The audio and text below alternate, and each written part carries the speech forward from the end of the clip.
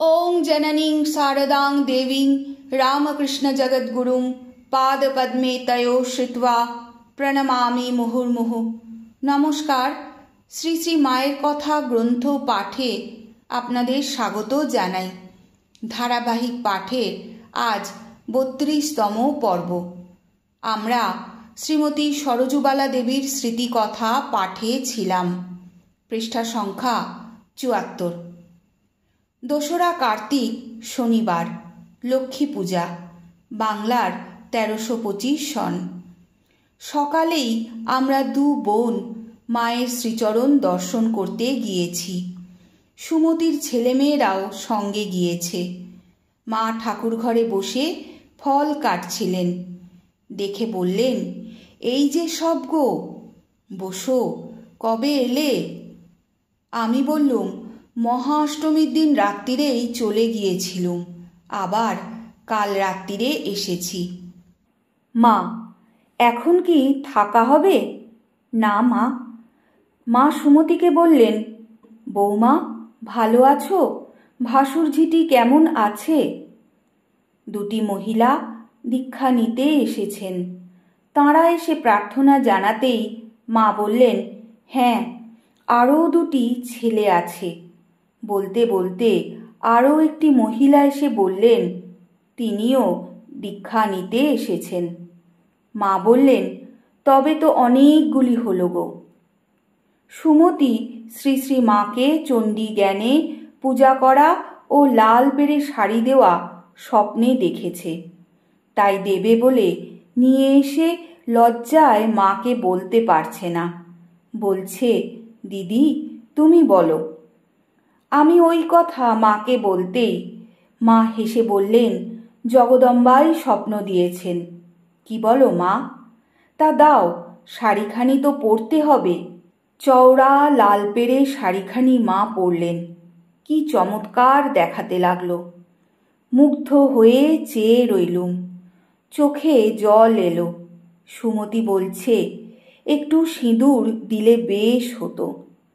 মা সহাস্যে বললেন, তা দেয় তো, কিন্তু সিঁদুর নিয়ে যায়নি বলে দেওয়া হলো না।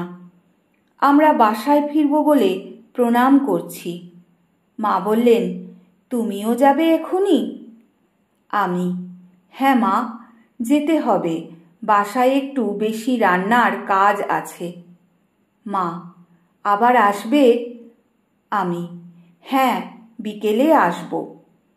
মা অনেকগুলি রসগোল্লা নিয়ে ঠাকুরকে ভোগ দিয়ে ছেলেদের হাতে দিলেন। আমরা বিদায় নিলুম। বিকেলে লক্ষ্মী পূজা বলে নারকেলের খাবার সব নিয়ে গেছি। দেখে মা বলছেন, কি গো, আজ লক্ষ্মী পূজা, তাই বুঝি এসব? ক্রমে ক্রমে অনেক স্ত্রী ভক্ত নানা রূপ মিষ্টদ্রব্য নিয়ে মায়ের শ্রীচরণ দর্শন করতে এলেন।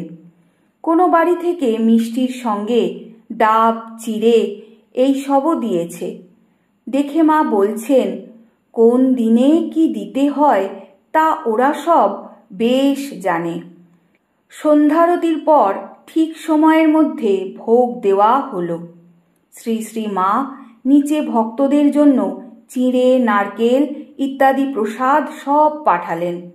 উপরে মেয়েরাও সকলে পেলেন। একটি স্ত্রীলোক লক্ষ্মী পূজার তাবৎ উপকরণ নিয়ে এসে মায়ের শ্রীচরণ পূজা করলেন।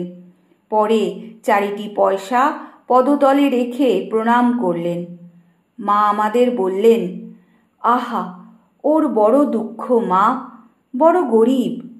মা তাঁকে আশীর্বাদ করলেন। মাকে জিজ্ঞাসা করলুম, মঙ্গলবারে সেই মেমটি এসেছিলেন মা? মা বললেন, হ্যাঁ মা, এসেছিল। মেমটির উপর মায়ের বিশেষ কৃপা।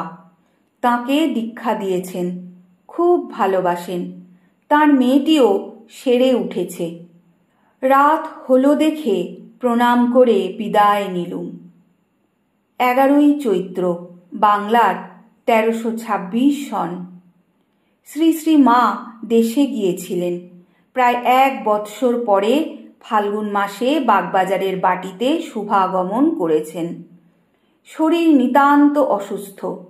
অনেক দিন যাবৎ মাঝে মাঝে জ্বর হচ্ছে, ম্যালেরিয়া।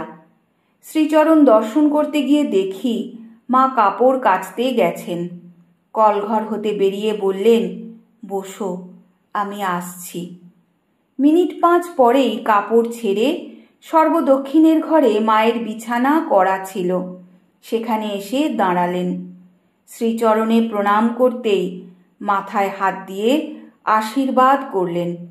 বললেন, বসো, কেমন আছো?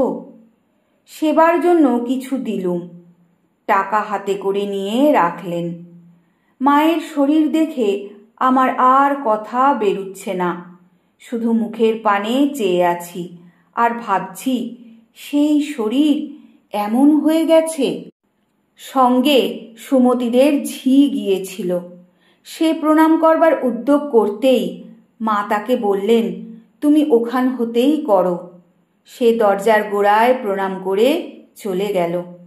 মা এত দুর্বল যেন কথা বলতেও কষ্ট হচ্ছে বলে মনে হলো। নিচেই বসে আছি। ইতোমধ্যে রাসবিহারী মহারাজ এসে মাকে বেশি কথা কইতে নিষেধ করে গেলেন। তবু মা মাঝে মাঝে 2-4টি কথা জিজ্ঞাসা করতে লাগলেন। যথাসম্ভব সংক্ষেপে উত্তর দিয়ে বসে আছি। এই সময় রাধারানী ছেলে কোলে করে এলেন। ছেলেটির অসুখ। আমি ছেলেটির হাতে কিছু দিয়ে দেখলুম। রাধু তো কিছুতেই তা নেবে না। মা বললেন, সে কি রাধু, দিদি আদর করে দিচ্ছে আর তুই নিবি নে? এই বলে নিজেই তুলে রাখলেন। ছেলেটি শুধু মা ও দিদিমার জন্যই নাইবার খাবার অনিয়মে অসুখে ভুগছে বলে কত আক্ষেপ করলেন। রাধু তো ঢের কটূক্তি করে তার প্রতিবাদ করতে লাগল। ওকে বলে কোনো ফল নেই বলে মা চুপ করে গেলেন। খানিক পরে সরলা, কৃষ্ণময়ী দিদি প্রভৃতি এলেন। মা শুয়েই তাঁদের সঙ্গে কথা বলতে লাগলেন। সরলা কৃষ্ণময়ী দিদির নাতনির অসুখে শুশ্রূষা করতে গিয়েছিলেন, সেই সব কথা হতে লাগল। আজ পাঠের এখানেই বিশ্রাম। ওং যথাগ্নের দাহিকা শক্তি রামকৃষ্ণে স্থিতা হিয়া সর্ববিদ্যা স্বরূপাং তাং শারদাং প্রণমাম্যহম।